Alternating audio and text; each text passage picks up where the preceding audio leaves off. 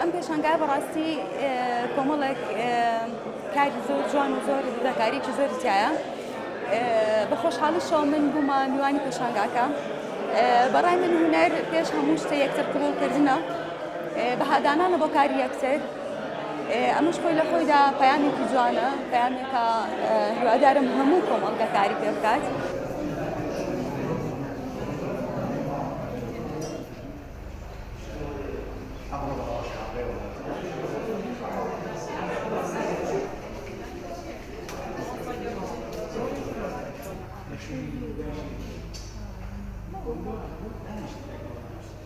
من هیچ دراسەیەکی ئەکادیمیم نییە لەسەر هونەری شێوەکاری. ئەوەی کە ئەبینن شتێکی خڕستکە کە دروستم کردووە. ئەمە شەشەمین پێشانگامە، دوانی لە سلێمانی و باقی لە هەولێر و کەرکووک و هەندێکی لە ئێران کردمانەوە. ئەوانەی کە ئەبینن لێرە کارێکە لە قوڕی شاکەل دروستکرا، قوڕێکی تایبەتمانەیە لە شاکەل، لەو قوڕە دروستم کردووە.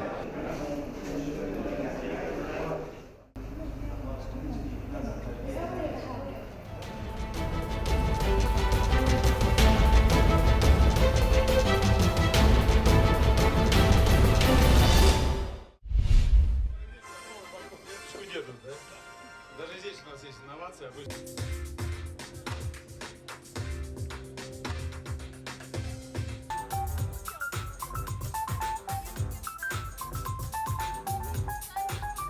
Светлана Вентура, город Москва. Светлана Вентура – это российский бренд женской одежды. Изящество.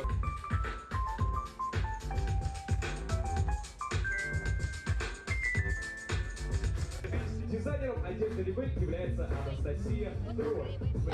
Участвую в ярмарке, всероссийской ярмарке, куда съезжаются многие дизайнеры для показов своих моделей. Зрителям очень нравились разные модели. Ко мне подходили люди, чтобы фотографироваться. Им очень нравится.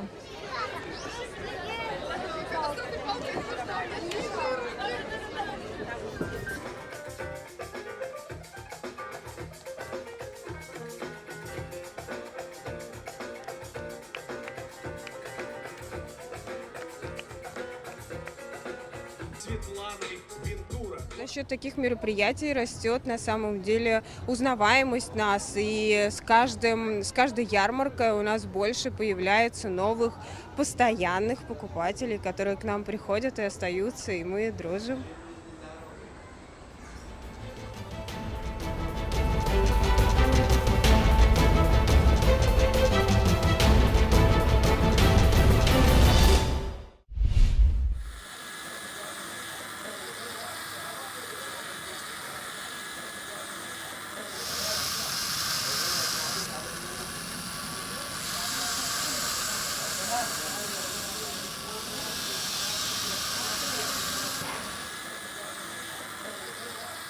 شم نامنووسینە لەسەر هەموو جۆرە ملوانکەیەک و لەسەر هەموو جۆرە دەستبنێک و لەسەر بلۆنە منە لەسەر ئاڵقە و شتیوانە نامنووسینی و تاریخی زەواج دۆستانە دەبی تەرکیزەوی وەخەتاتی شتێبی یعنی دەستی نووسینت هەبێت.